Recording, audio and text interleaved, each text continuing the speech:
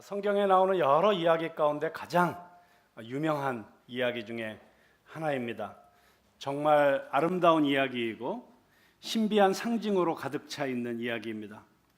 그리고 수많은 예술 작품과 문학 작품에 영감을 준 이야기이기도 합니다. 예수님께서도 요한복음 1장에서 나다나엘에게 자신에 대해서 이야기하시면서 바로 이 이야기를 인용하셔서 자기 자신을 사닥다리로 암시하기도 하셨습니다. 자, 여기 야곱이 꿈에 본 이 사닥다리는 하늘과 땅을 이어주는, 그리고 그 영적인 의미는 하나님과 사람을 이어주는, 다시 말하면 중보자를 상징하는 것이고, 예수님이 우리의 완전하고도 영원한 중보자가 되어주신다는 것을 보여주고 있습니다. 자, 이 이야기는 믿음의 가정에서 자랐지만 하나님이나 영적인 것에 대해서는 전혀 관심도 없었고, 오직 물질적인 성공과 신분의 상승에 목숨을 걸었던, 그리고 그것을 이루기 위해서는 야비한 수단과 방법을 가리지 않았던 한 인간이 하나님을 만나서 하나님이 그의 인생 가운데 개입하심으로써 그의 삶이 변화되어가는 아주 놀라운 이야기입니다. 자, 여기 10절에 보시면 야곱이 브엘세바를 떠나 하란으로 가더니 이렇게 이야기가 시작이 되고 있습니다. 왜 아버지 이삭이 살고 있었던, 그리고 자기를 그토록 사랑해 주었던 어머니 리브가가 있는 브엘세바를 떠나야 했을까요? 네, 그 이유를 우리는 너무나도 잘 알고 있습니다. 지난주 설교에서 우리는 이 믿음의 조상의 가정에서 일어난 비극적인 사건을 살펴보았습니다. 아버지 이삭은 하나님의 뜻보다 자기의 인간적인 감정이나 자기의 선호를 더 중요하게 생각하고 자기가 원하는 아들 에서를 축복하고자 했다가 속임을 당합니다. 그리고 결국 자기가 축복하려고 했던 에서가 아니라 야곱이 그 축복을 받게 되는 것을 경험하면서 깜짝 놀랄 뿐만 아니라 놀라서 두려워서 부들부들 떨고 있는 모습을 보여줍니다. 어머니 리브가는 하나님의 뜻을 이루기 위해서라고는 하지만 하나님의 방법과 하나님의 때를 기다리지 못하고 자기 자신의 계획으로, 자기 자신의 거짓으로, 자기 자신의 속임수로, 자기 자신의 방법으로 야곱에게 축복을 받게 만듭니다. 그리고 그 결과는 엄청난 슬픔과 상처와 비극이었습니다. 조금 전에 말씀드린 대로 이삭은 에서가 야곱이 축복을 받고 나간 다음에 곧바로 뒤이어서 들어오는 에서가 아버지, 여기 제가 가지고 온 별미를 맛있게 드시고 저에게 축복해 주세요, 이렇게 이야기했을 때, 아니 너는 누구냐? 내가 조금 전에 에서에게 축복했는데 무슨 말씀이세요 아버지? 제가 에서예요. 그 순간 이삭은 심히 놀라서 부들부들 떨었다고 성경은 기록을 합니다.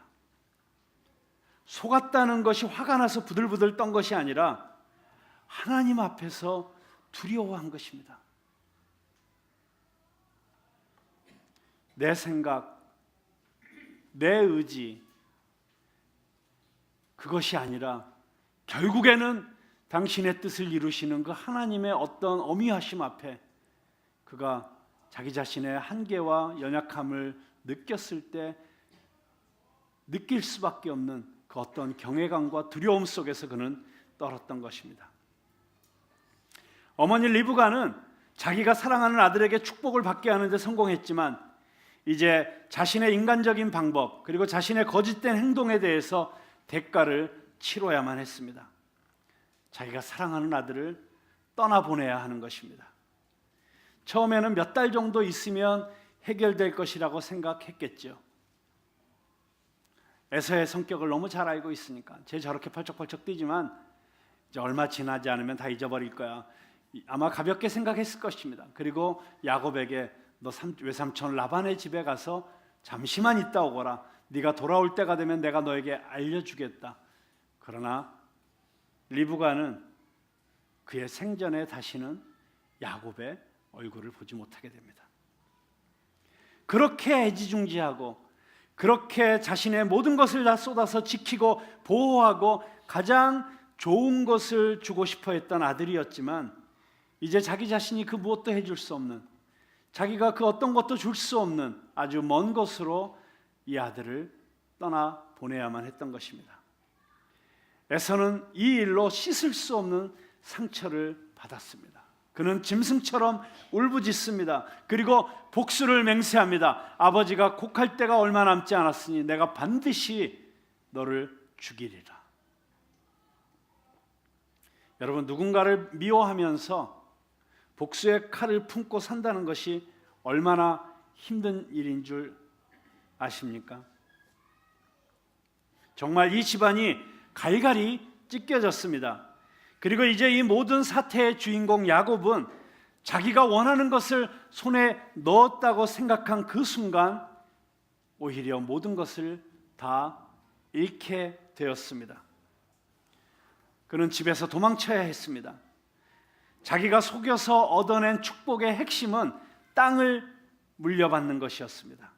그렇지만 이제 그 땅, 약속의 땅 가나안에서 멀리 도망쳐야만 했습니다. 그래서 과연 우리는 야곱이 이 땅을 유업으로 받는 이 축복의 성취를 이룰 것인가에 대한 의구심을 갖게 됩니다. 그는 어머니 리브가의 고향 하란으로 가고 있습니다. 하란까지는 약 800km 정도가 떨어져 있습니다. 아주 먼 길이었습니다. 그는 그 길을 터벅터벅 홀로 걸어가고 있었습니다. 그러다가 자기가 살고 있던 브엘세바에서 약 100km 정도 떨어져 있는 어떤 한 곳에 이르렀을 때 또다시 어둠이 찾아왔습니다. 몸을 의지할 것을 찾던 야곱은 돌 하나를 가져다가 베개를 삼고 잠을 청합니다.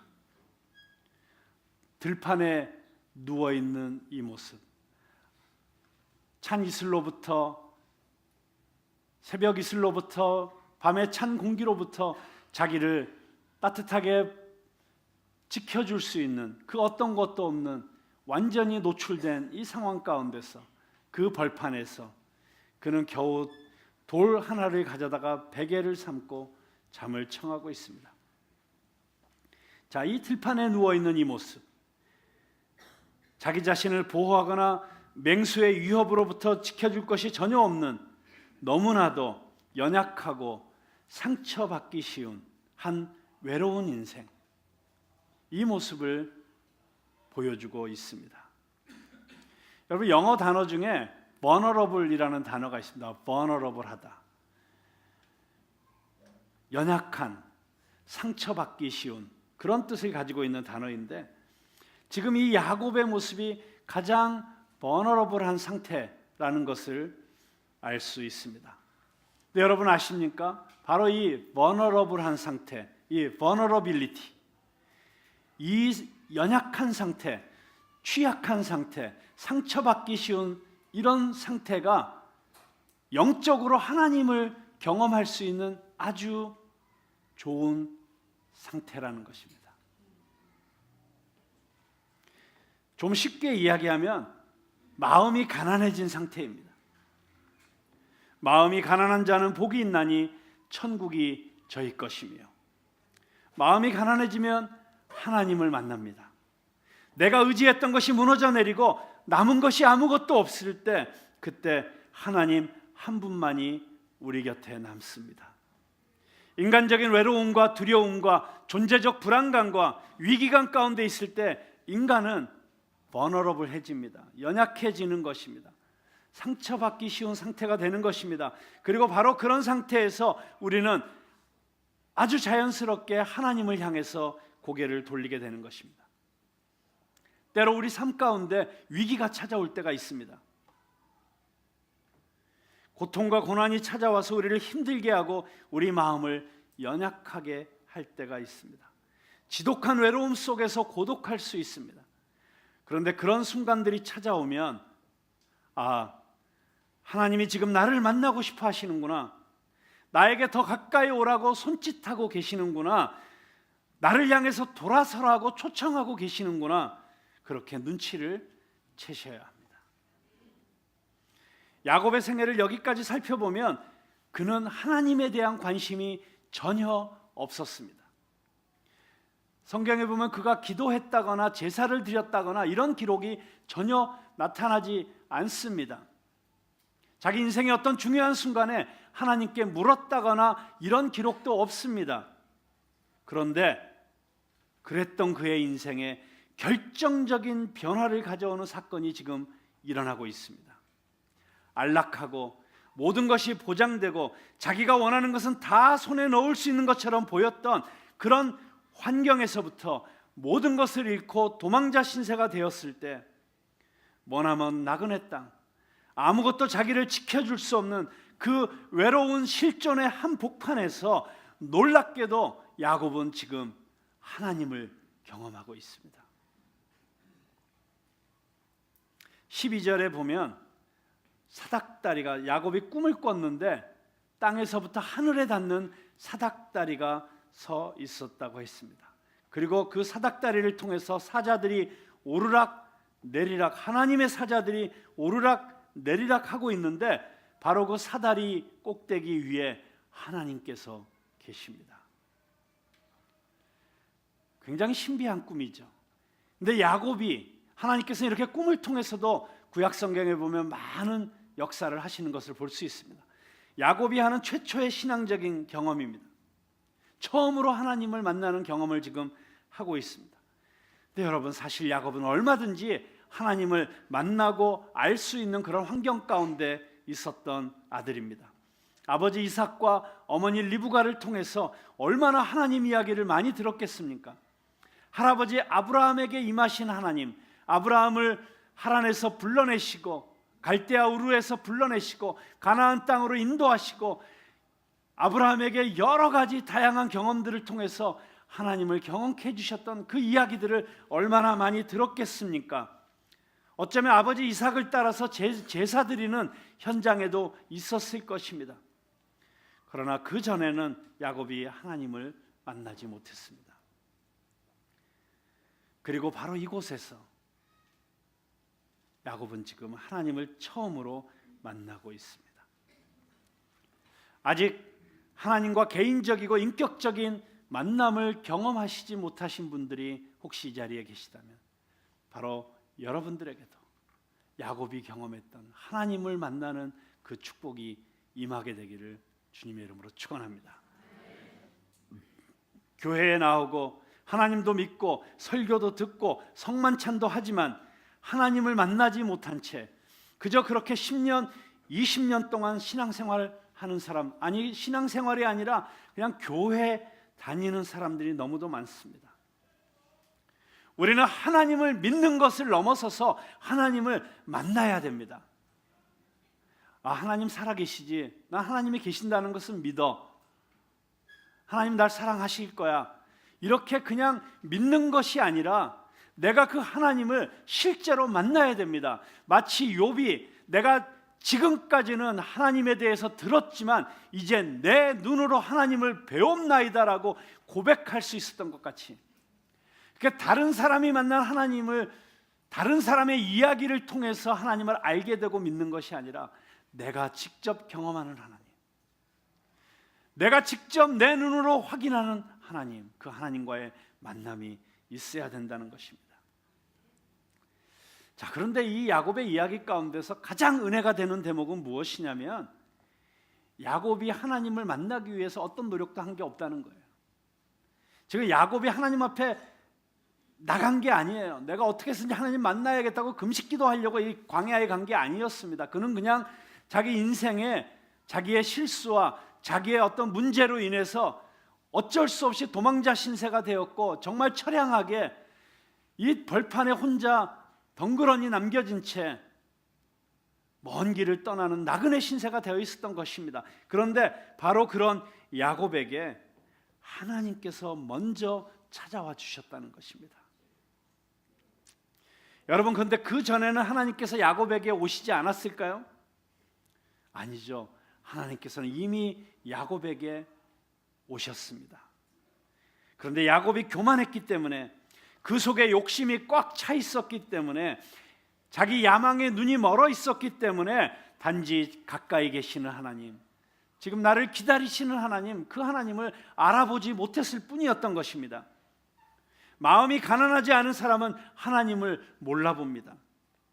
그런데 죽음이 다가오고 부도가 나고 인간관계가 깨지고 이혼을 하고 자식이 흩어지는 것 같은 그런 한계 상황에 부딪혀서야, 그제서야 마음이 가난해지고 영적인 눈이 열려서 이미 와 계신 하나님, 창세전부터 나를 지명하시고 내 이름을 아시고, 그리고 언제나 나와 함께 계셨고 나를 지금까지도 기다리고 계셨던 그 하나님을 보게 되는 것, 그게 인간입니다. 하나님께서는 바로 지금 여기에 계십니다. 여러분의 인생 가장 가까운 곳에 계시고 여러분을 찾고 계십니다. 여러분 모두가 그 하나님을 만나게 되기를 바랍니다. 자, 그런데 이 야곱에게 나타나신 하나님은 어떤 하나님이셨습니까? 그분은 사랑의 하나님이셨습니다.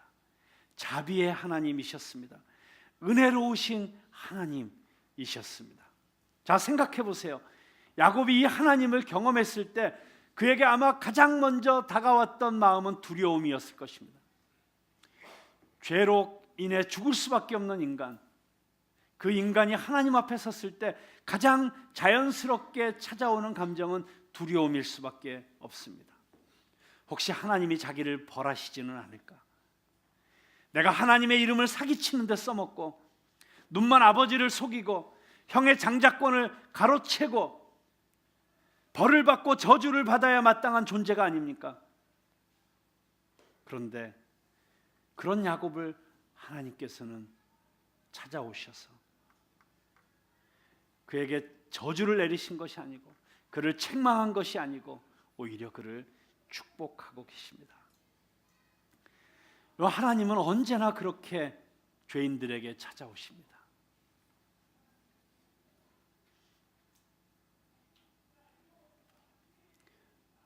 하나님께서는 우리에게 저주를 하시기 위해서, 우리를 심판하시기 위해서, 벌하시기 위해서 오시는 것이 아니라 우리에게 은혜를 주시고 우리에게 소망을 주시고 우리에게 새로운 가능성을 주시기 위해서 찾아오시는 분이신 줄로 믿으시기 바랍니다. 여러분, 하나님의 이니셔티브, 정말 하나님의 주도적인 하나님의 이 찾아오시는 은혜, 그 야곱을 만나주시기 위해서, 그 야곱에게 새로운 차원의 삶을 허락하시기 위해서, 그의 인생의 방향을 바꿔주시기 위해서 먼저 찾아오시는 하나님, 그 하나님은 좋으신 하나님, 사랑의 하나님이신 줄로 믿으시기 바랍니다. 책망치고 야단쳐도 시원치 않을 텐데 하나님은 오히려 그 야곱에게 축복을 하십니다. 놀랍게도 그 축복은 아브라함과 이삭에게 주셨던 축복이었습니다.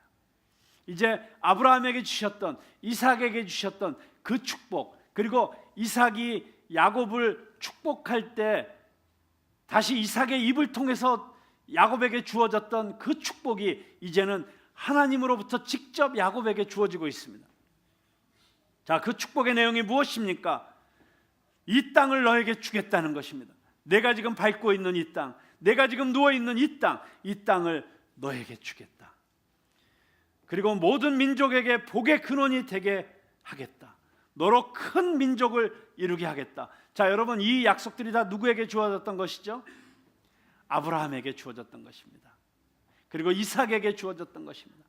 하나님께서 아브라함을 선택하셔서 하나님의 백성을 만드시려고 하는 그 놀라운 구속의 역사, 그 구속사의 축복이 지금 야곱에게로 이어지고 있는 것입니다.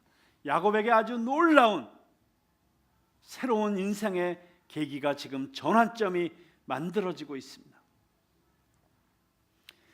자, 그렇게 아버지 이삭과 할아버지 아브라함에게 약속했던 그 축복을 다시 주실 뿐만 아니라 지금 이제 나그네가 되어서 집을 떠나서 먼 나라로 가고 있는 이 야곱에게 너무나도 의미심장한 축복을 더하여 주십니다.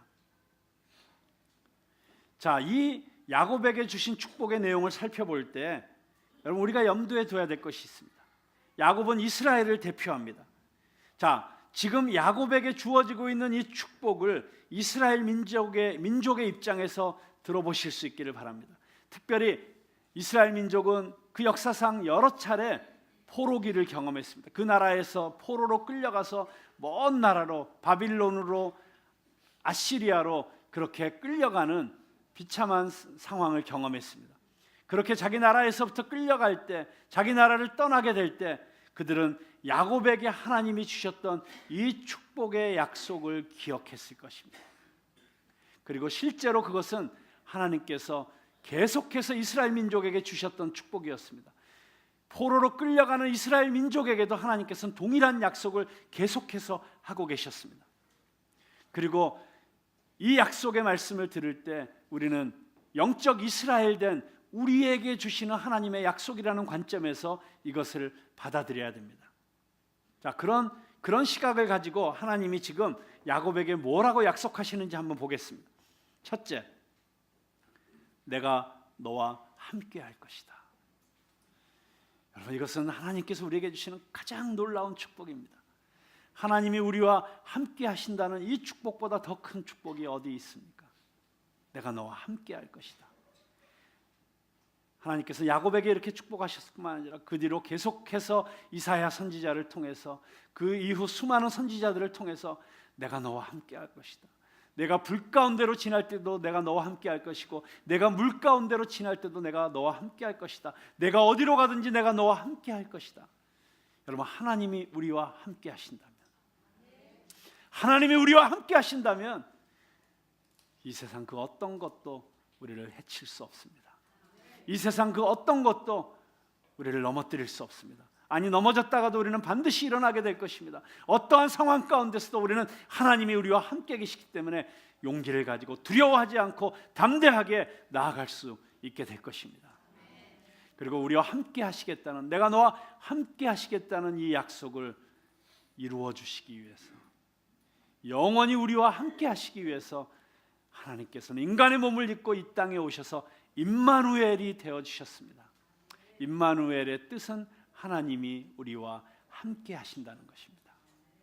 그래서 예수님은 바로 이 야곱에게 주셨던 약속의 완성이십니다. 두 번째로 주시는 약속은 내가 어디로 가든지 너를 지켜줄 것이다.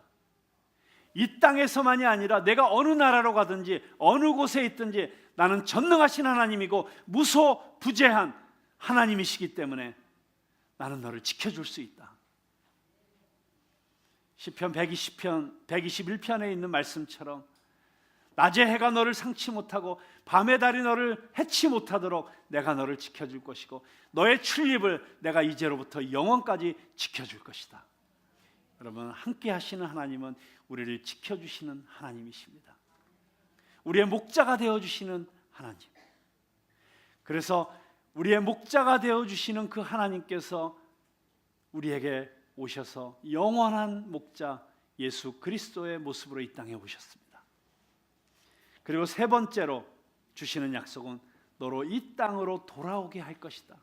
너에게 돌아올 곳이 있다는 것입니다. 너는 가인처럼 영원히 집으로 돌아오지 못하고 이 세상을 유리방랑하는 자가 아니라 너에게는 돌아올 집이 있고 내가 너를 반드시 이 집으로 이끌어 줄 것이다. 이것은 영적으로 우리에게 너무나도 놀라운 축복이죠. 왜냐하면 우리는 이 땅을 나그네로 살아가지만 우리에게는 영원히 돌아갈 하늘 집이 있기 때문입니다.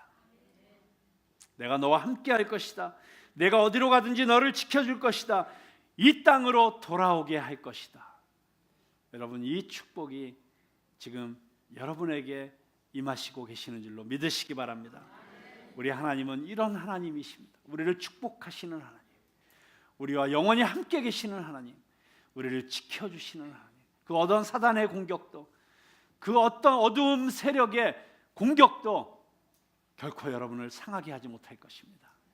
하나님께서 지켜주실 것이고 목자 되신 우리 예수 그리스도께서 그 지팡이와 막대기로 우리를 지켜주실 것이기 때문입니다. 자, 이렇게 하나님을 만나서 하나님으로부터 직접 축복을 받는 이 사건이 야곱의 일생에서 야곱의 삶을 바꾸어 놓는, 야곱의 삶의 분위기를 바꾸어 놓는 그런 터닝 포인트가 되고 있는 것을 보게 됩니다. 왜냐하면 꿈에서 깨어난 야곱이, 잠에서 깨어난 야곱이 그의 평생의 처음으로 신앙적인 행위를 하기 시작하기 때문입니다. 이 꿈에 하나님을 만나고 경험한 사건의 충격이 엄청났었다는 것을 알 수 있습니다. 여러분, 하나님을 만나면 변화되지 않을 수가 없습니다. 하나님을 경험하면 달라지지 않을 수가 없습니다. 내가 과거와 너무 똑같이 살고 있고 변화되지 않고 있다면 그건 내가 지금 하나님과 제대로 만나지 못하고 있다는 것입니다.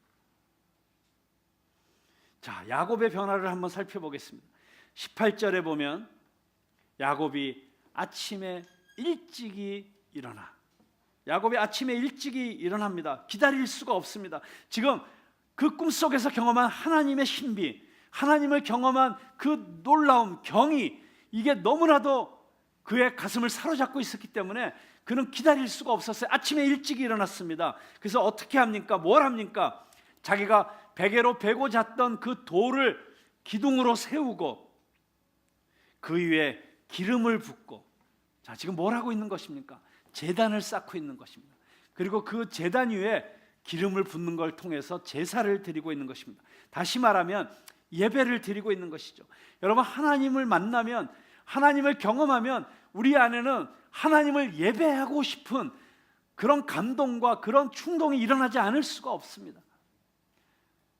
놀라우신 하나님, 장엄하신 하나님, 그 하나님을 예배하고 싶어지는 것입니다. 야곱은 지난밤 하나님을 만난 감동과 기쁨을 견딜 수가 없어서 돌베개로 기둥을 세우고 기름을 붓고 그곳 이름을 베델이라고 이름을 짓습니다. 벳엘, 벳이라는 것은 집이라는 뜻입니다. 그래서 베들레헴 그러면 빵집이라는 뜻이죠. 근데 벳엘, 그럼 엘은 하나님입니다. 그래서 하나님의 집, 그곳이 하나님을 예배하는 장소로 그렇게 이름을 짓고 있습니다. 그리고 나서 20절과 22절에 보면 야곱이 평생에 처음으로 하나님께 입을 열어 기도를 드립니다. 누가 시켜서 지금 억지로 하는 것이 아닙니다. 감격 속에서 예배를 드리다가 서약하고 서원하는 기도를 드리고 있습니다.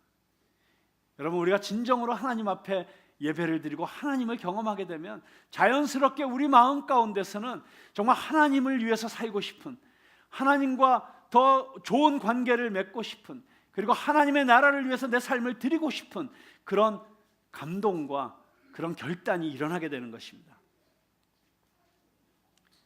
그런데 여러분 보세요. 야곱이 지금 서원하고 있는 내용은 내가 하나님께 이러이러한 것을 해드리겠다라고 하는 서원을 하고 있는데, 야곱이 지금 뭐가 있어서 서원하고 있는 것이 아닙니다. 아무것도 없습니다. 빈털터리입니다. 그런데도 하나님께 서원하고 있습니다. 우리도 뭔가 있어서 헌금하고 헌신하는 것이 아니지요. 하나님을 만난 그 감격으로 그냥 주님, 이 몸밖에 더 없어서 이 몸 바칩니다. 그 마음으로 하나님께 드리고 싶은 것입니다. 그냥 하나님께 내 삶을 드리고 싶은 마음으로 약속하는 것이죠.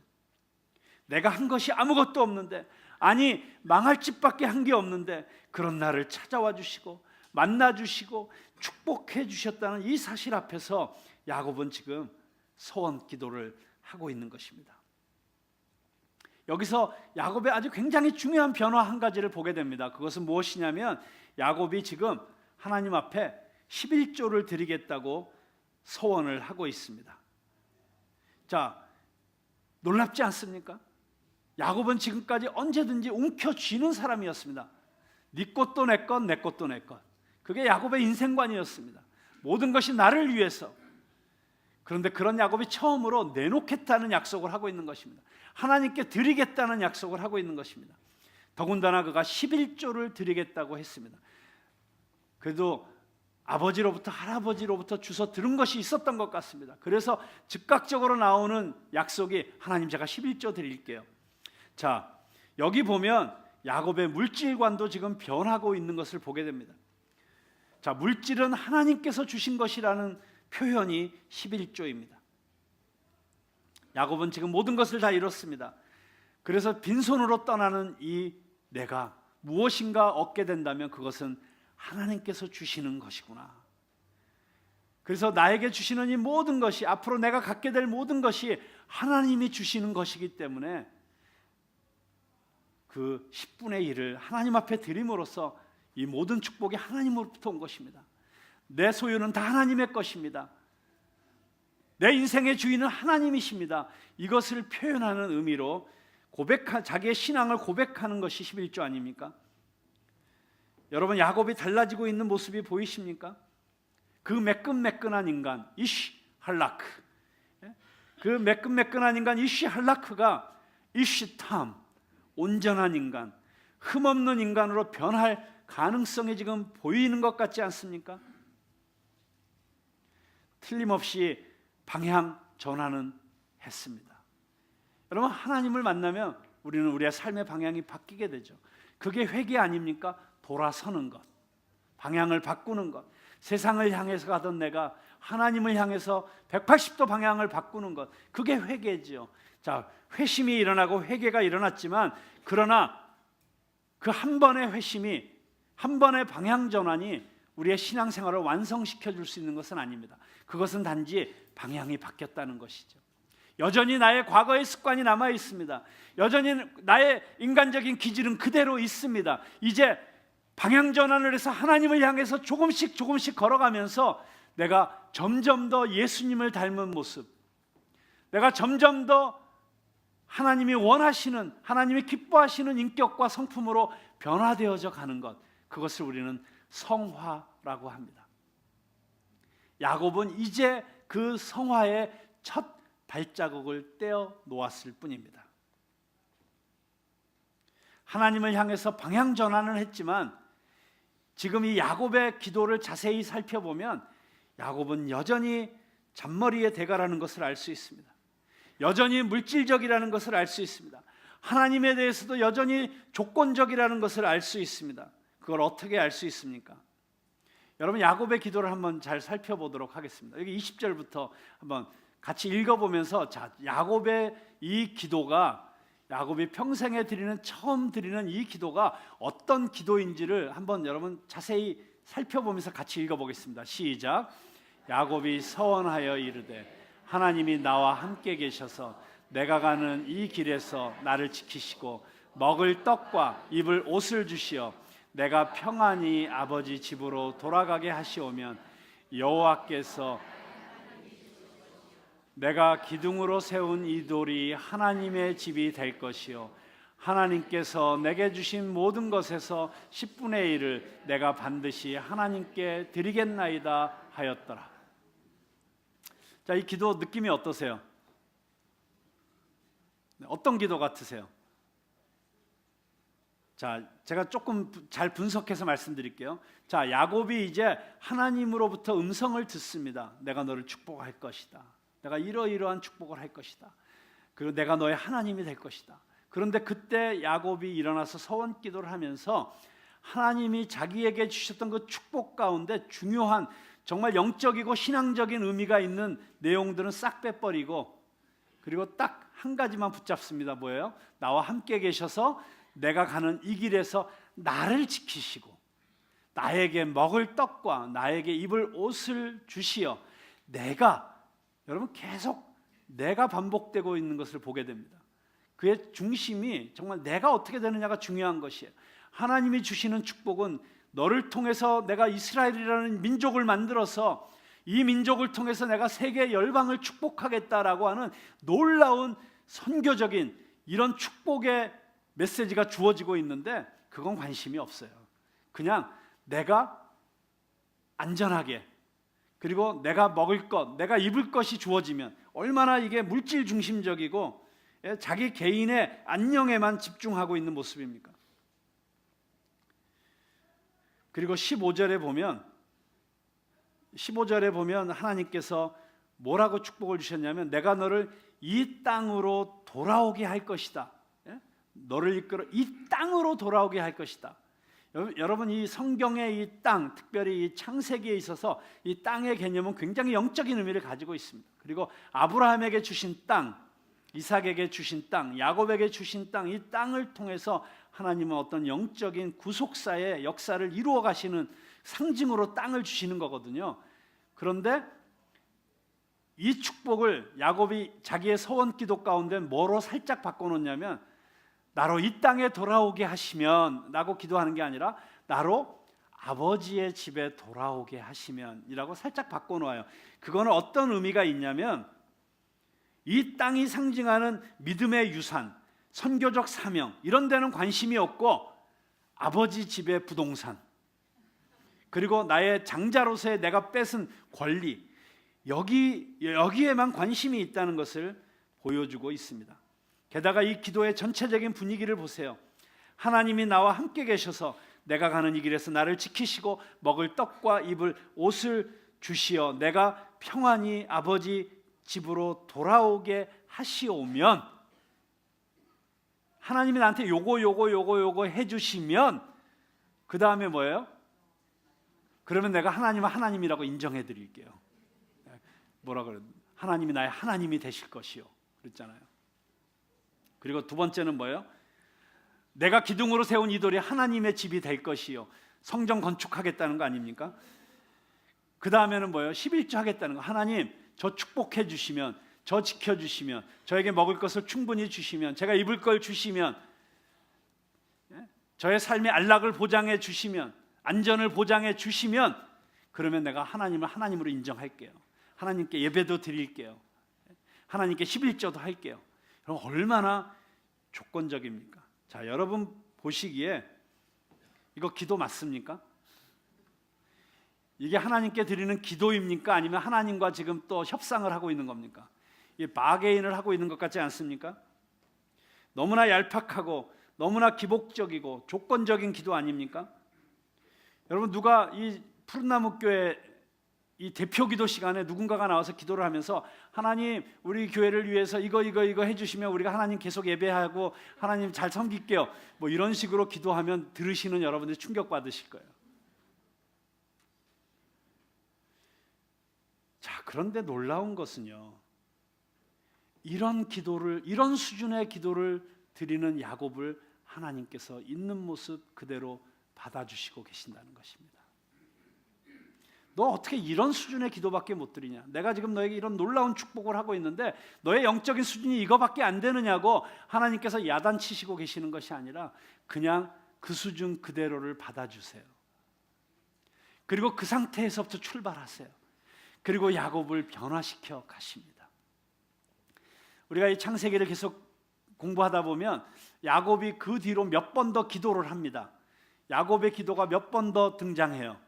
그런데 그때마다 야곱의 신앙의 수준이 점점 더 깊어져 갑니다.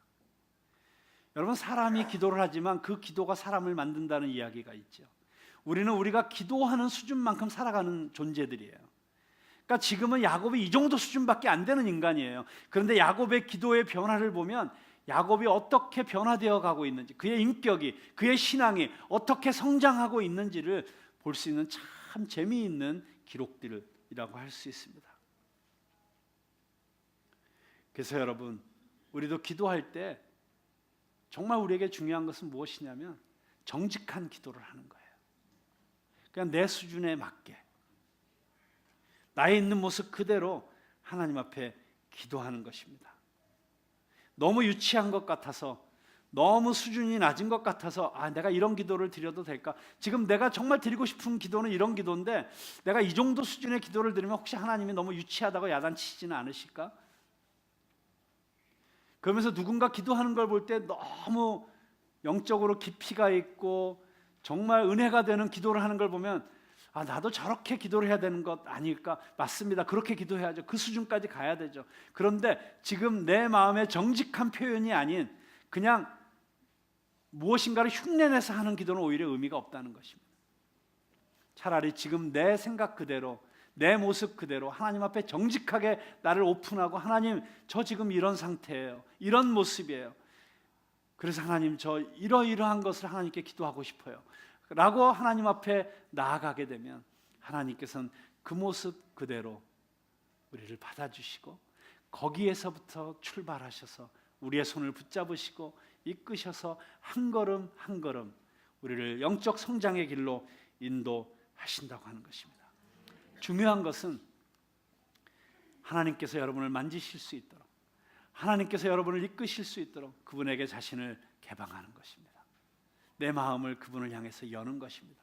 그리고 하나님이 나를 만지실 수 있도록, 하나님이 나를 이끄실 수 있도록 하나님께 내 삶을 내어드리는 것입니다. 자, 이제 말씀을 마치려고 합니다. 우리는 이 야곱의 사닥다리 이야기, 이 빈들에서, 광야에서 하나님을 만난 야곱의 이야기를 통해서 우리는 다시 한번 하나님이 어떤 분이신지를 배우게 됩니다. 하나님은 희망 없는 절망 가운데 외롭고 고독한 한 인간을 찾아오시는 하나님이십니다. 내 생각으로, 내 방식으로 내가 무엇인가를 이루고 내가 무엇인가를 움켜쥐려고 했지만 오히려 그 끝은 절망밖에 없는 그런 상황 가운데 놓여 있는 한 사람에게 찾아오시는 하나님. 그리고 그를 야단치거나 책망하시는 것이 아니라 오히려 구원의 약속과 축복을 가지고 찾아오시는 하나님. 우리를 있는 모습 그대로 받아주시는 하나님. 사랑의 하나님, 은혜의 하나님. 그 하나님이 우리와 함께 계시는 줄로 믿습니다.